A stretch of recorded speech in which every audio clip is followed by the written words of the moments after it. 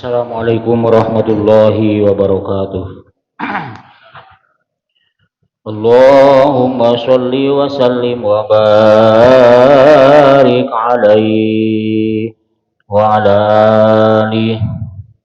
Ya Rabbi bil Mustafa balligh maqasidana waghfir lana ma madha ya wasi'al karami.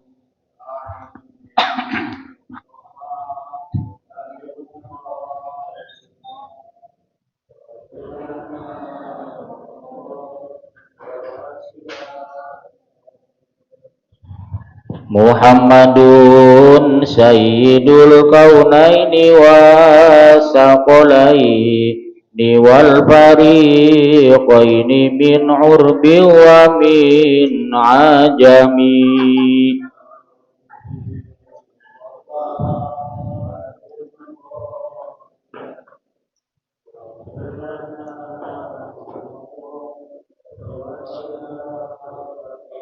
Nabiyuna al-amirun nahi fala ahadun abarra fi qawli la minhu wala na'ami.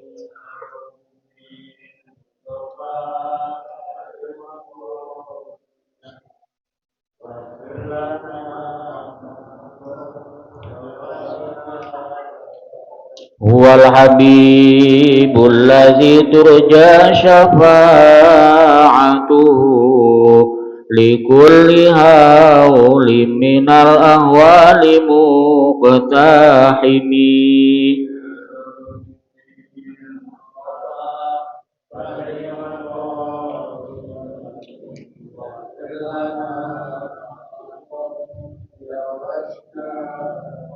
Maulaya sholli wa sallim daiman abada ala habibika khairil khalqi kullihimi.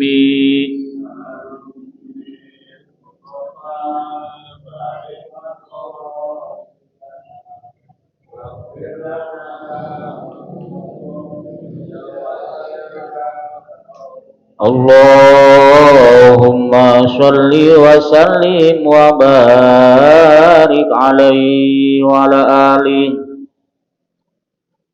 A'udzu billahi minasy syaithanir rajim. Bismillahirrahmanirrahim. Alhamdulillahirabbil alamin. Wa bihi nasta'inu ala umuri dunya waddin.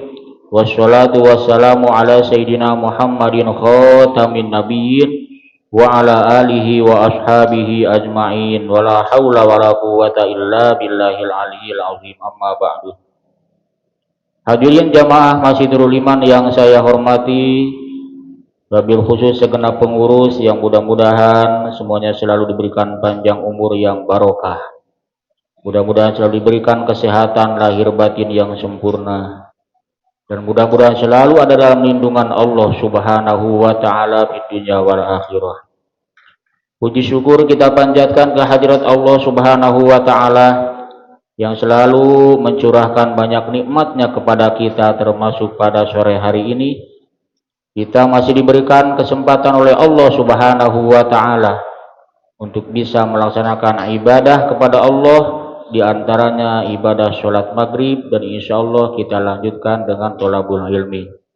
Mudah-mudahan semua amal ibadah kita, baik yang wajibnya maupun yang sunnahnya, diterima oleh Allah Subhanahu wa ta'ala. Amin ya rabbal alamin.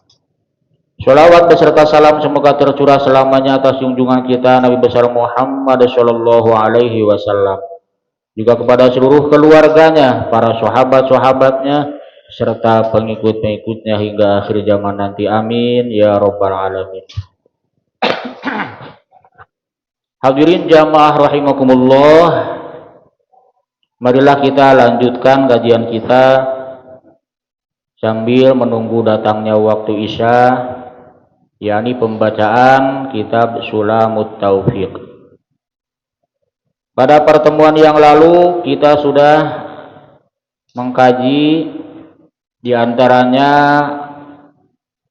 makna asyhadu alla ilaha illallah, artinya syahadat yaitu asyhadu alla ilaha illallah. Qala al-musannif rahimahullahu ta'ala wa nafa'ana bi ulumihi fi daraini amin.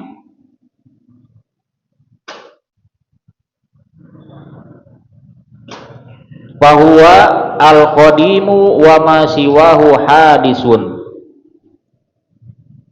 Di antara makna asyhadu alla ilaha illallah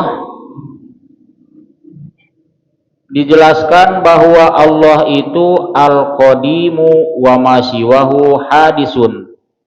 Allah itu terdahulu, wa ma siwahu hadisun, dan selain Allah itu baru. Dan terdahulunya Allah tidak ada awalnya. Kalau kita sebagai makhluknya yang selain Allah disebut baru karena ada awalnya. Bahkan sebelum kita ada di dunia, kita mah terlebih dahulu gak ada. Jadi asalnya tidak ada, kemudian ada, maka itu disebut baru. Sedangkan Allah sudah terdahulu adanya dan tidak ada awalnya. Dan itu harus kita yakini, harus kita percayai, dan kita harus membenarkan bahwa adanya Allah itu terdahulu dan tidak ada lagi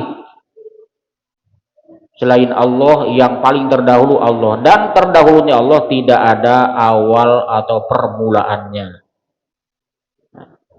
Sedangkan selain Allah, manusia, alam semesta, malaikat, bahkan sorga, neraka, bumi, langit, pokoknya semuanya yang selain Allah, semuanya itu baru.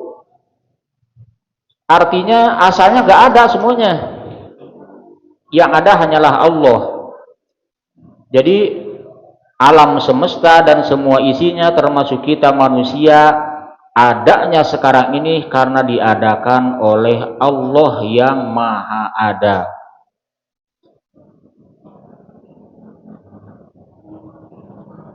Langit ada karena diadakan oleh Allah, bumi ada karena diadakan oleh Allah. Asalnya semuanya gak ada.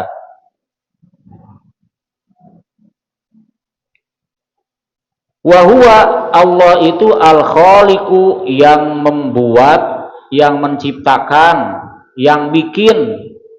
Wa ma siwahu makhlukun, dan selain Allah itu makhluk, yang dibuat, yang dibikin, yang diciptakan. Kita ini ciptaan Allah, bikinan Allah. Semua selain Allah itu diciptakan oleh Allah. Oleh karena itu, karena semua diciptakan oleh Allah, itu derajatnya sama di hadapan Allah, itu makhluk.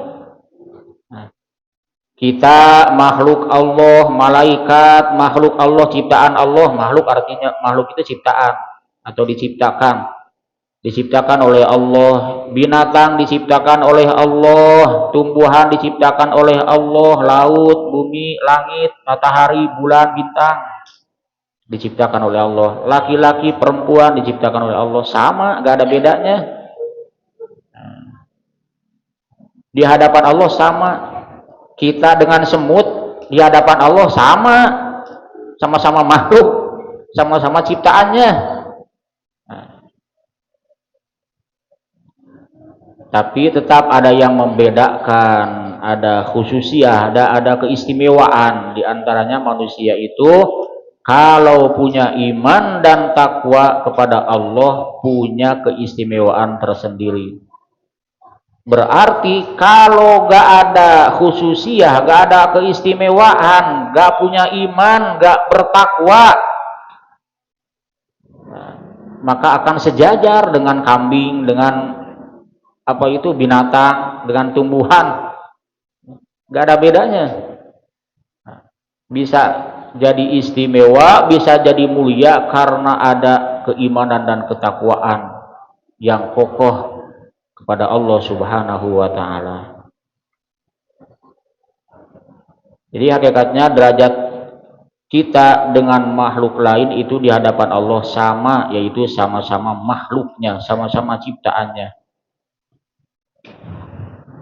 Allah sebagai makhluk, Allah sebagai khalik, kita sebagai makhluknya, maka semuanya ditanggung oleh Allah.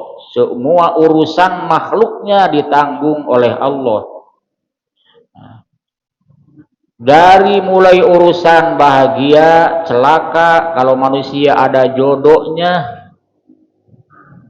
ada hidupnya, ada matinya, semuanya sudah ditentukan dan ditanggung oleh Allah. Bahkan rezekinya makhluk itu sudah ditanggung oleh Allah karena Allah yang menciptakannya. Coba kalau kita membayangkan Allah sebagai khalik, kemudian selain Allah sebagai makhluknya, maha luar biasa Allah. Menciptakan makhluknya segini banyaknya. Satu jenisnya saja kalau kita mau menghitung tidak akan mampu menghitungnya. Contoh, jenis semut saja. Semut bermacam-macam. Dan di mana-mana ada. Dan anehnya semut itu kalau kita ada sisa makanan, tahu-tahu datang aja.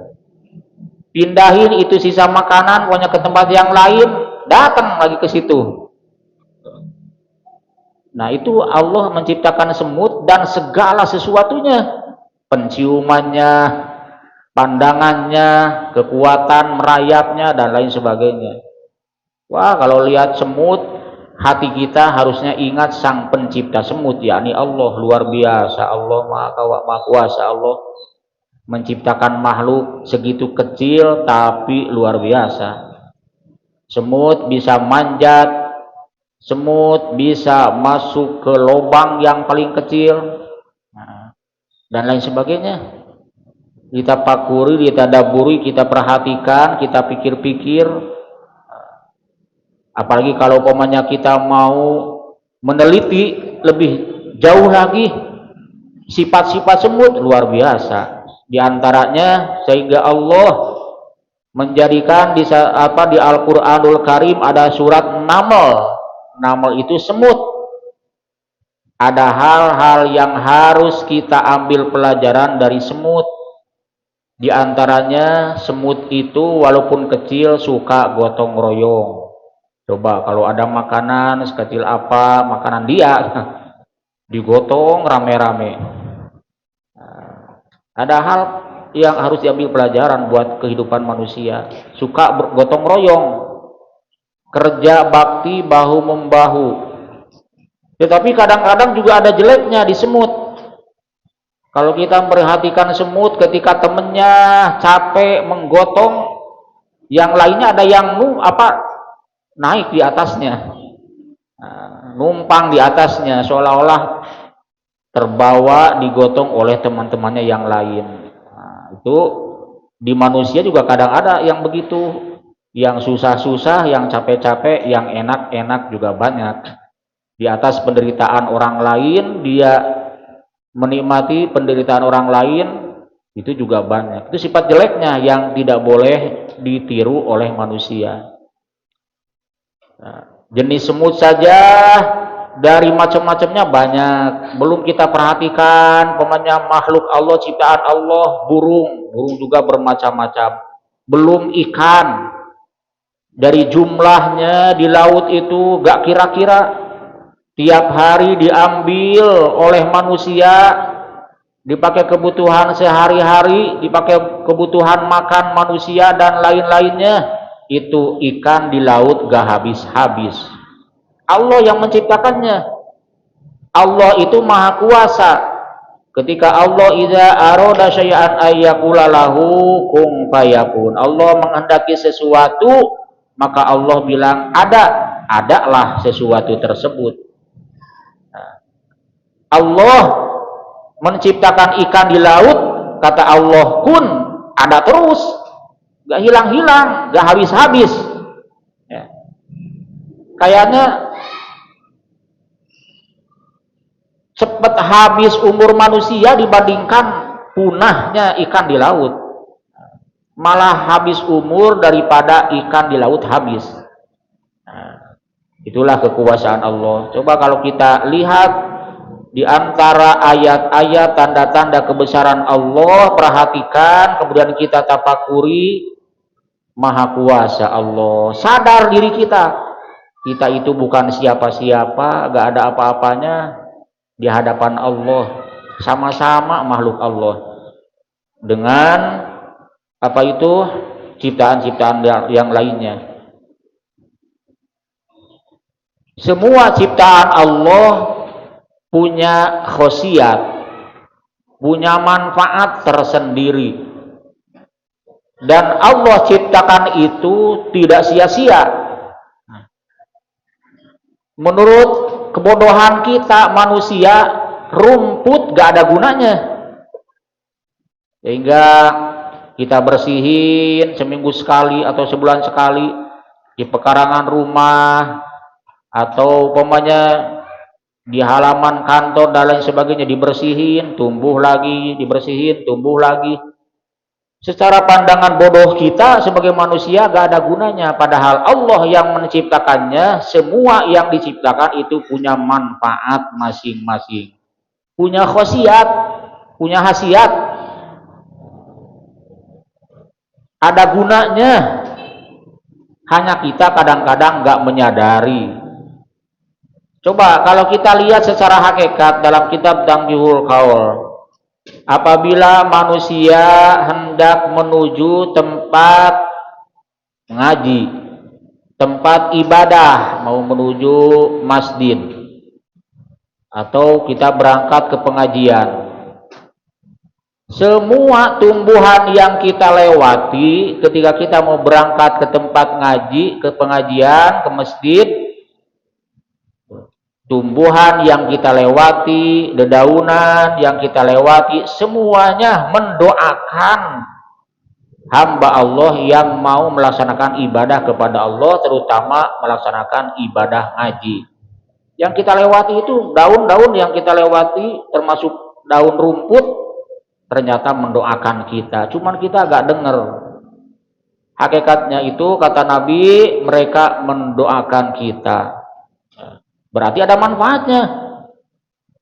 Makanya ketika kita bersihin, apakah itu dibabab atau dicabutin atau disiram pakai apa itu racun rumput, tumbuh lagi, tumbuh lagi.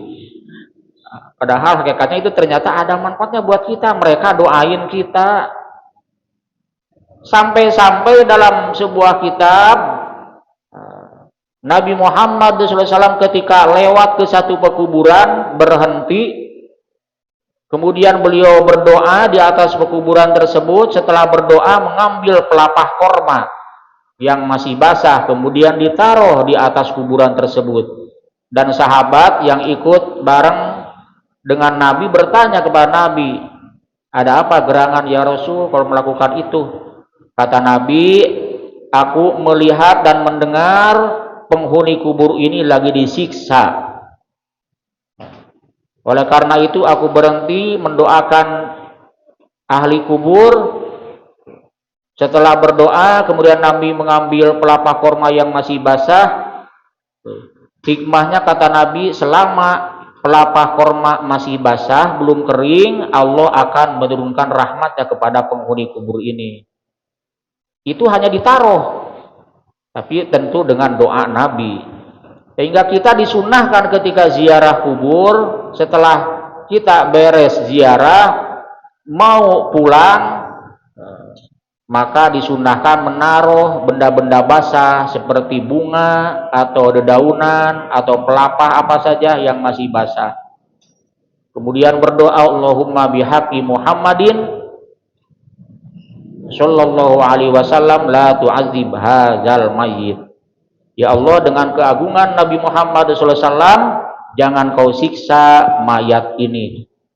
Itu doa ketika kita menaruh dedaunan atau bunga di atas pekuburan. Selama masih basah, Allah akan menurunkan rahmatnya kepada penghuni kubur atau kepada ahli kubur tersebut. Berarti itu hanya sekedar dedaunan atau kembang, ada manfaatnya. Sadar atau tidak, tahu atau tidak, semua yang diciptakan Allah itu ada manfaatnya, ada gunanya. Baik untuk kita sebagai manusia ataupun untuk makhluk-makhluk yang lain. Jangan dianggap ini gak ada gunanya. Sehingga di dalam Al-Quran Allah menyatakan dalam sebuah doa, Rabbana ma khalaqta hadza batila subhanaka faqina azabannar. Di ayat Al-Quran yang mengandung doa, dan itu kalimat dipakai doa ketika kita melihat langit. Apabila kita melihat langit, terutama di sore hari, melihat langit, menghadaplah ke kiblat, menghadap ke arah barat, kiblat kita ke arah barat. Kemudian memandang langit, membaca doa, Rabbana ma khalaqta hadza batila subhanaka faqina azabannar. Rabbana, ya Tuhan kami, ma khalaqta hadza batila, tidak kau ciptakan makhluk ini sia-sia, itu pasti ada gunanya.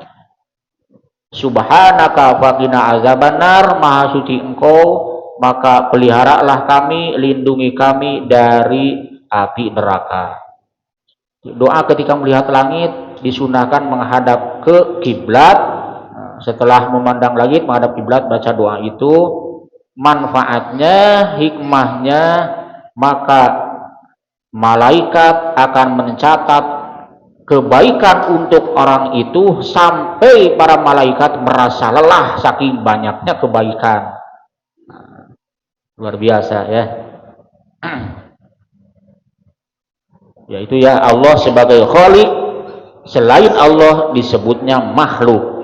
Dan semua makhluk atau ciptaan Allah, Allah ciptakan itu ada gunanya, baik untuk manusia ataupun makhluk yang lain.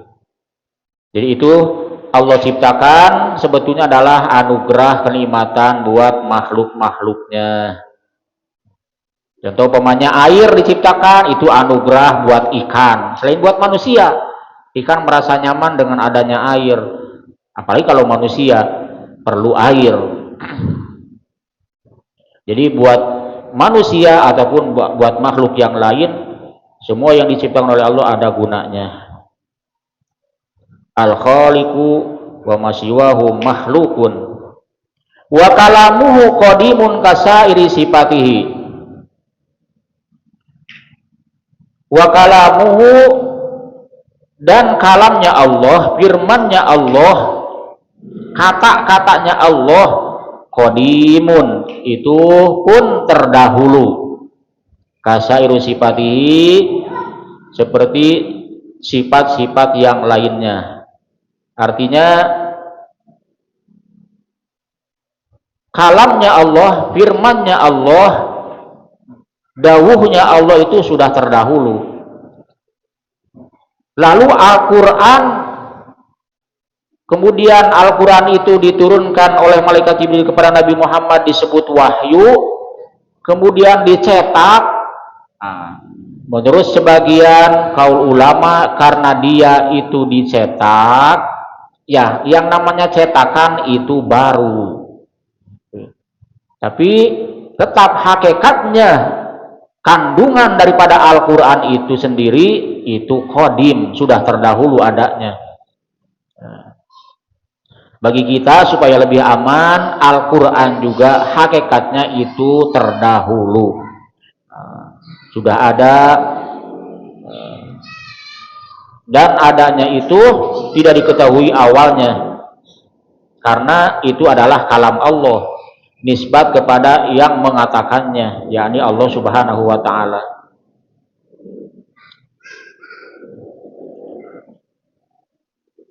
Begitu juga sifat-sifat yang lainnya, seperti sifat sama, basor, kemudian Qadiron, muridan, atau kudrot, irodat, itu sama-sama terdahulu sifat-sifat Allah yang sudah dikaji sebelumnya.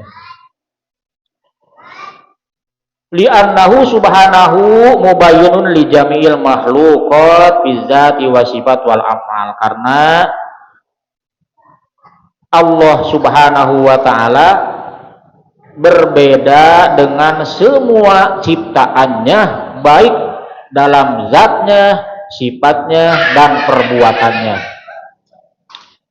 Allah itu beda.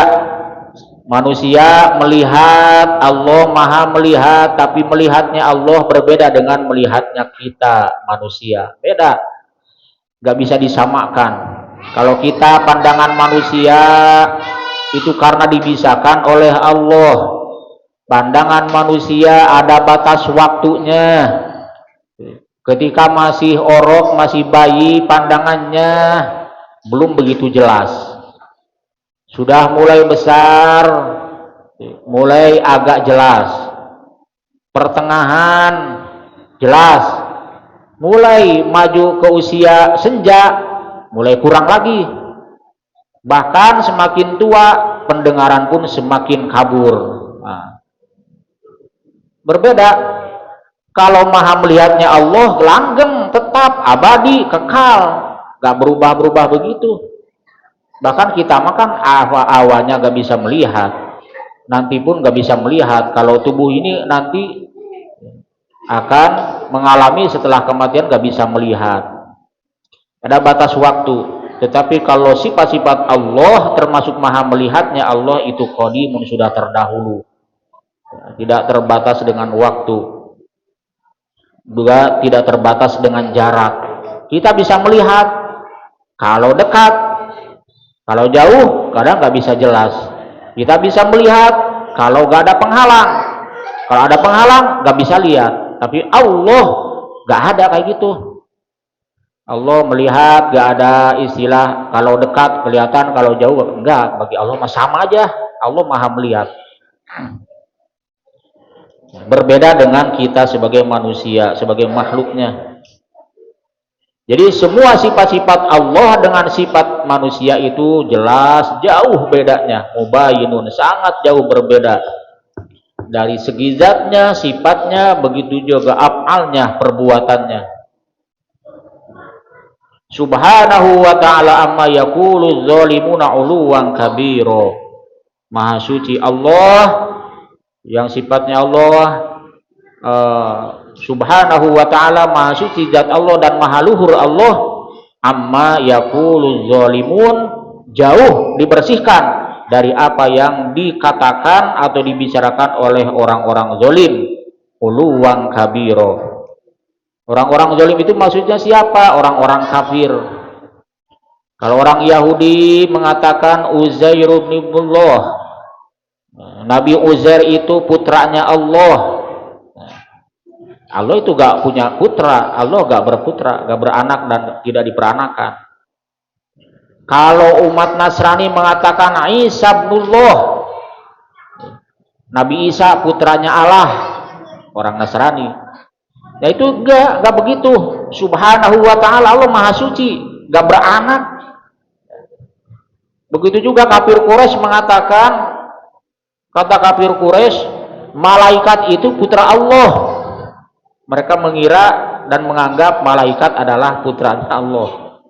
Nah, kenapa Nasrani mengatakan Isa itu putra Allah? Saking takjubnya karena Nabi Isa lahir tanpa ayah dari seorang ibu, yaitu Siti Maryam. Lahirlah Nabi Isa, tidak ada suaminya, itu Siti Maryam. Sehingga mereka mengatakan ini Isa adalah putranya Allah. Nah, itu bersih, jauh dari sifat seperti itu. Allah itu tidak istilah beristri, tidak beranak, tidak diperanakan, artinya tidak punya ayah, tidak punya ibu, tidak berayah, tidak beribu. Jauh dari sifat yang kayak gitu-gitu. Nah, bersih dari sifat-sifat yang dikatakan oleh orang-orang zalim. Oleh karena itu bagi kita sebagai umat Islam, sebagai orang yang beriman, harus meyakini sepenuhnya bahwa Allah itu beda dengan semua makhluknya, dengan malaikat sekalipun, dengan nabi rasul sekalipun, dengan manusia pintar sekalipun, Allah itu tetap jauh beda. Kenapa ada sifat yang kaya-kaya disamakan? Itu meminjam bahasa, sekedar meminjam bahasa. Contoh seperti begini, hidupku ada di hidupku ada di tangan Tuhan, umpamanya kayak begitu. Itu hanya sekedar meminjam bahasa, hanya sekedar meminjam bahasa. Saking Allah maha kuasanya mengatur segala urusan kita. Bukan sebenar-benarnya kita ada di tangannya, enggak. Bukan sebenar-benarnya kehidupan kita ada di tangannya, enggak. Allah enggak bertangan. Jangan kemudian dihayati Allah bertangan. Ketika ada kalimat umpamanya hidupku ada di tangan Tuhan, bukan artinya Allah bertangan seperti tangannya manusia, enggak. Itu ada makna yang tersembunyi. Hakikatnya urusan kehidupan kita manusia itu diatur, diurus oleh Allah. Dan itu hanya sekedar meminjam bahasa saja. Jangan sampai tembus ke hati diyakini Allah bertangan seperti tangannya manusia. Pokoknya Allah beda lah. Dari Al-Quranul Karim, Allah sudah berfirman, walam yakullahu kufuwan ahad. Tidak ada yang serupa dengan Allah satupun. Di sini kita mengkaji terlebih dahulu makna syahadat asyhadu alla ilaha illallah yang berkaitan dengan sifat-sifat Allah. Di mana sifat Allah itu Allah yang maha menciptakan, kita yang diciptakan. Allah maha terdahulu, kita itu sifatnya baru. Gak ada yang kekal kalau yang baru. Gak ada yang kekal. Setiap yang baru itu pasti gak ada kekal. Walaupun kita punya beli mobil baru, lama-lama pasti ada bedanya. Beli motor baru, kalimat-kalimat baru gak kekal, pasti mengalami rusak, pasti mengalami perubahan. Semua makhluk Allah itu sifatnya baru, artinya gak ada yang kekal, pasti mengalami perubahan. Termasuk dunia ini tidak akan selamanya ada, pasti mengalami musnah atau dimusnahkan oleh Allah Subhanahu wa Ta'ala. Itulah diantaranya sifat-sifat Allah. Mari kita coba baca bareng-bareng nazom sifat 20-nya dengan harapan kita mendapatkan keberkahan dalam kehidupan kita, keberkahan dalam ilmu kita, keberkahan dalam keyakinan dan keimanan kita, supaya dikuatkan oleh Allah Subhanahu wa Ta'ala sampai iman dan Islam yang sudah kita dapatkan atau diberikan oleh Allah terbawa sampai mati. Allah wujud kidam baqa mukhalafatul lil hawadisi qiyamu binafsihi wahdaniyat qudrat iradat ilmu hayat sama basar kalam qadiran muridan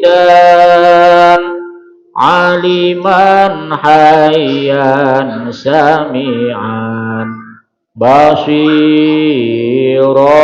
mutakalliman. Ini sifat 20 wajib hafal, kalau gak hafal dosa. Dan diantara yang wajib kita ajarkan kepada anak-anak kita, keturunan kita, generasi kita, diantaranya yang wajib didahulukan adalah mengenal Allah. Diantaranya sifat-sifatnya. Sifat 20 itu wajib hafal. Allahu wujud tidak baqa mukhalafatul hawadisi qiyamu binafsihi wahdaniyat qudrat iradat ilmu hayat sama basar kalam qadiran muridan aliman hayyan sami'an basiran mutakalliman. Sekali lagi, Allahu jur kidam bako mukhalafatul hawadisi qiyamuhu binafsihi wahdaniyat qudrat iradat ilmu hayat sama basar kalam qadiran muridan aliman hayyan sami'an basiran mutakalliman. Walhamdulillahirabbil alamin. Bapak-bapak hadirin jamaah Masjidul Iman yang saya hormati, itu saja yang dapat saya bacakan. Mudah-mudahan ada manfaatnya, ada barokahnya, khususnya bagi saya pribadi, umum buat kita semuanya. Apabila ada kesalahan dan kekurangan, mohon dibukakan pintu maaf yang seluas-luasnya. Terima kasih atas segala perhatiannya. Ihdinas siratal mustaqim, wallahul muwaffiq ila aqwamit thoriq. Wassalamualaikum warahmatullahi wabarakatuh.